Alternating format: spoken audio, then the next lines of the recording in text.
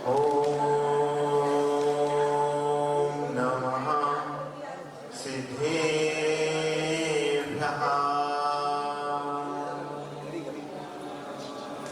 ॐ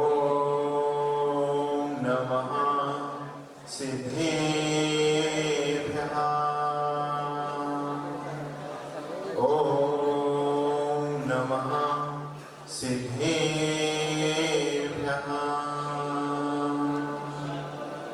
ते ते सवे संगम पतिग्मे विपातेयम्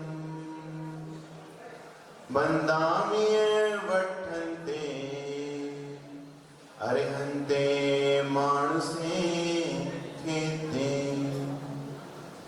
ज्ञानेन पूर्णस्पृशोत साधु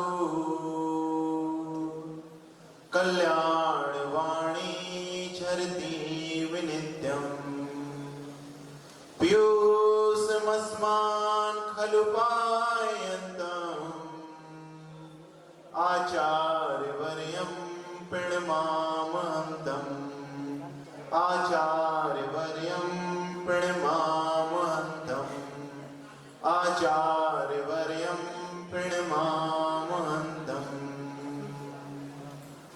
नमो अरिहन्ताण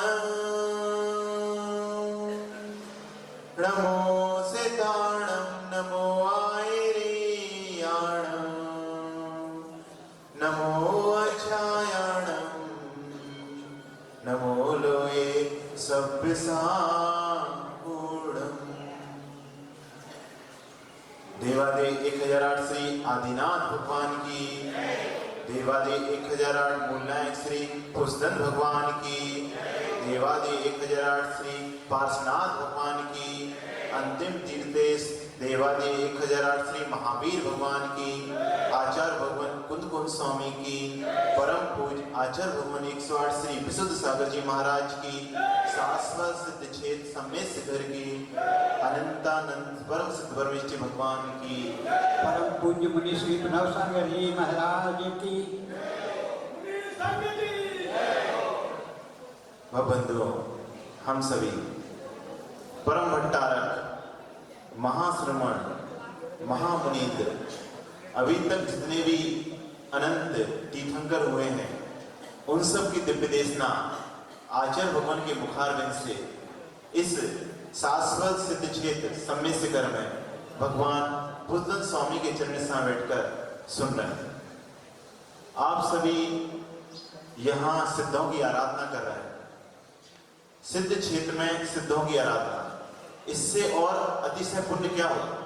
आप सभी अशोकनगर वालों, इंदौर वालों का ऐसा पुण्यानुबंधी पुण्य का उदय है जो आपके इतने अतिशय भाव हुए कि यहाँ आचार्य भगवान के चरण सानिध्य में और सिद्ध भूमि में सिद्ध चक्र बयान करने के लिए। लेकिन कोई भी क्रिया जब तक कार्यकारी नहीं होती, जब तक उसमें भाव सम्मिलित ना हो। आप करते रहो कुछ भी, एक थाली से द्रव उठाई और दूसरी थाली भर दी, उससे क्या हो। भगवान पाषाण के हैं, पत्थरी के तो हैं, उनको नमस्कार करते रहो, आप कुछ भी करते रहो। मंदिर में आने मात्र से धर्म नहीं होता, मात्र केवल एक द्रव से एक थाली से दूसरी थाली में चढ़ाने से कुछ नहीं होता।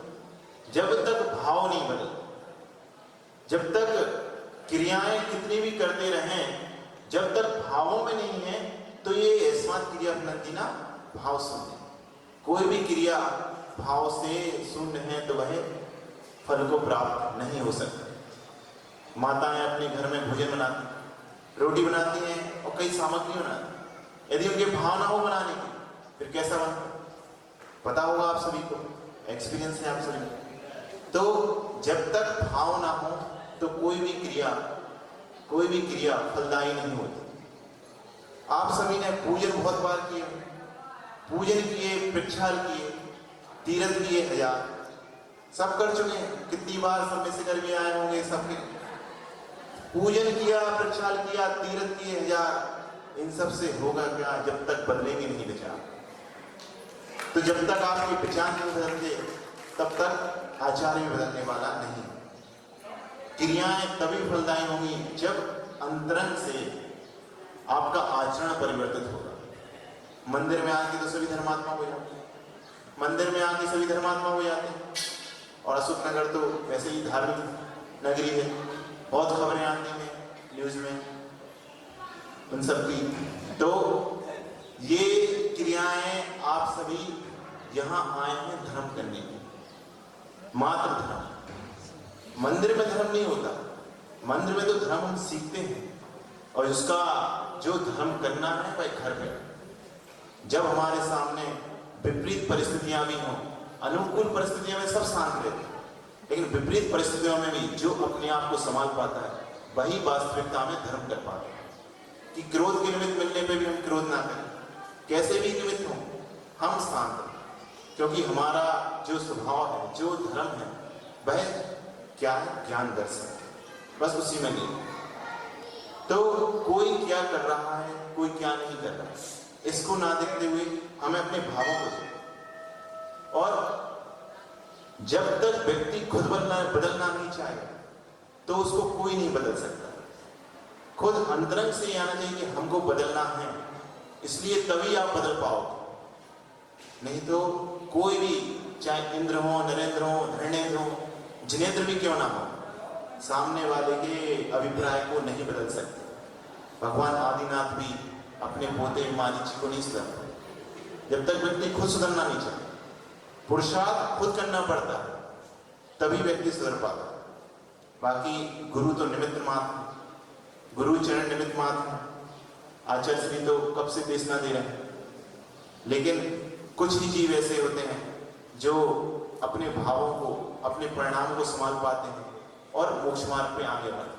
तो आपका पुण्य तो अतिशय सराहनीय है पुण्य, जो ऐसे भाव में और यहाँ आके सिद्धों की आराधना कर रहे हैं। इन्हीं भावों को आप यहाँ जो भाव बनाए हैं, ऐसे ही भाव आपके हमेशा है, तभी कार्यकारी है ये पूजन विधान सब करना। क्योंकि समय तो निकल रहा है, समय जा रहा है, और कल आचार्य ने बताया था शाम के प्रवचन में कि एक समय में जीव कितने कर्मों का बंद कर सकता है। सिद्धों के जितने पूर्व में सिद्ध हुए हैं उनका अनंतवा भाग और अभव राशि का अनंत गुणा एक समय प्रबुद्ध काल में जीव कर्मों का आश्रय करते। एक समय के परिणाम आपको असीम पुण्य भी बंद करा सकते हैं, और एक समय के परिणाम लाखों लाखों भवों तक भटका सकते हैं। मात्र किंचित एक समय के सुख के लिए जीव ऐसे परिणाम कर लेता है कि उस सुख के पीछे उसको लाखों लाखों भवों तक भटकना पड़ता है और दुख को उठाने पड़ता है। तो अपने परिणामों को प्रति क्षण संभालो, क्योंकि एक समय में कितने कर्मों का बंध होता है। हर क्षण अपने परिणामों को संभालना, परिस्थितियां अनुकूल हो चाहे प्रतिकूल हो, हर समय ऐसे निमित्त नहीं मिलते, हर समय गुरु का सानिध्य नहीं मिलता, हर समय परिणाम जो हमारे निर्मल हो ऐसे साधन नहीं मिल सकते। वो हमको खुद अपने में परिवर्तन। आप सभी धनवान हैं, है ना? धनवान कैसे बने? आप घर से निकलना नहीं चाहें, बिस्तर से उठना नहीं चाहें, पसीना बहाना नहीं चाहें, तो धनवान बन पाएंगे? कभी नहीं बन पाएंगे। तो पुरुषार्थ तो करना ही पड़ता। ऐसे ही जब तक आप घर से पुरुषार्थ करेंगे नहीं, सम्यक पुरुषार्थ, तब तक आप भी भगवान नहीं बन पाए। और हम सभी को यहाँ जो सिद्धों की आराधना कर रहे हैं, पूजन कर रहे हैं, किसके लिए पूजा करते रहे? हमेशा इसके लिए पूजन कर रहे हैं, हमेशा पूजन करते रहो, इसीलिए तो कर रहे हैं। पंडित जी बताओ, आप तो विद्वान हो, हमेशा पूजन करते रहो, इसलिए पूजन करते हैं गाते हैं भगवान की, या कभी पूजन ना करना पड़े इसलिए पूजन करने आते?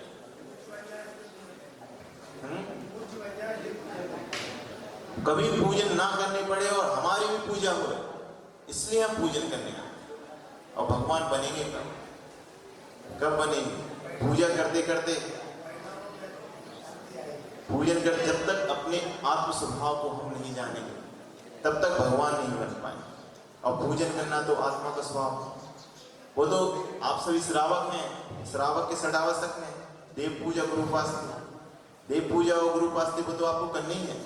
जब तक आप स्वभाव में लीन नहीं हो पाए। लेकिन लक्ष्य वही ले जाना कि हमको अपने स्वभाव की ही प्राप्ति के लिए ये सब क्रियाएं, और बिना भावों की क्रियाएं कोई फल को प्राप्त नहीं। इसलिए भगवान की पूजन करें, आप खूब तीर्थ करें, खूब पूजन करें, खूब भगवान का अभिषेक करें और सब क्रियाएं करें धर्म की, और क्रियाओं के करते करते अपने धर्म को भी पहचानें। उसी से आपकी ये क्रियाएं फलित होगी, और जो आपका लक्ष्य है, हमको भी एक दिन भगवान बनना है, उस लक्ष्य की प्राप्ति होगी। आप भी कभी ऐसे ही जो पद आचार्य ने प्राप्त किया है वही तभी प्राप्त कर पाएंगे जब भावों में निर्भरता है, कसाय में मंदता है। आप सभी धनवान हो इसलिए आप पुण्यशाली नहीं हो, सौभाग्यशाली नहीं हो। आपके पास बहुत संपत्ति है, घर परिवार है, बच्चे हैं, सब है, इसलिए बहुत पुण्यशाली नहीं हो, इसलिए भाग्यशाली नहीं हो। और मानना भी नहीं इसके लिए, ये सब तो पुण्य का मल है। पुण्य है इसलिए है, अपने आप को आपको पुण्यशाली मानना है, भाग्यशाली मानना है, तो बस इसलिए मानना है कि ऐसे खोटे काल में भी, ऐसे कली काल में भी हमारे परिणाम हुए हैं कि हम जिनेन्द्र की अर्चना, सिद्धों की अर्चना करने सिद्ध भूमि में आए, और भगवान आचार्य भगवान के चरणों में दिव्य देश न करने आए। आज ऐसे काल में भी जिनवाणी सुनने के भाव हो रहे हैं, बस मात्र इसीलिए अपने आप को पुण्यशाली माने, और इसलिए नहीं कि धन संपत्ति, ये तो सब कोई भी मिथ्या दृष्टि भी कमा लेते। जो हिंसा कर रहे हैं अति, उनके पास भी बहुत धन है, और उनके पास और ही ज्यादा है, इतना तो आपके पास नहीं है। तो वो तो उन्होंने पूर्व में पुण्य किया, लेकिन पुण्य का भोग निरंतर कर करके पाप का आश्रय कर। क्यों? क्योंकि उनका पुण्य ही ऐसा, पापानुबंधी पुण्य, पुण्य की सत्ता में निरंतर पाप का आश्रय।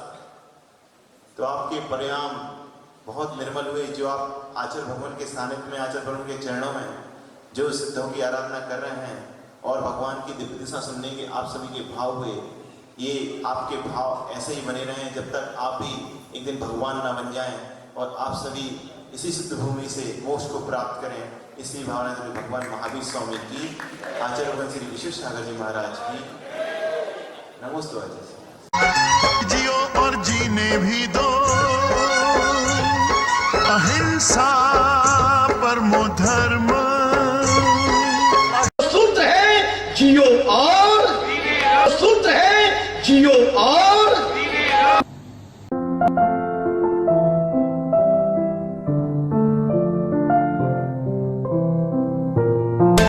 जैन हलचल देखते रहें, रोजाना आपके मोबाइल पे भी आएगा जैन हलचल।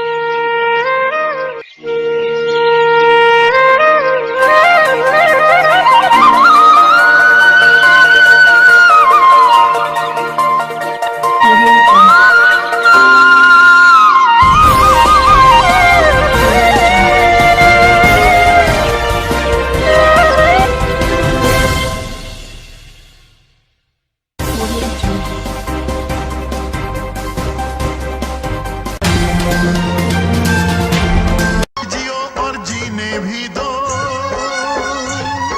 अहिंसा परमो धर्म।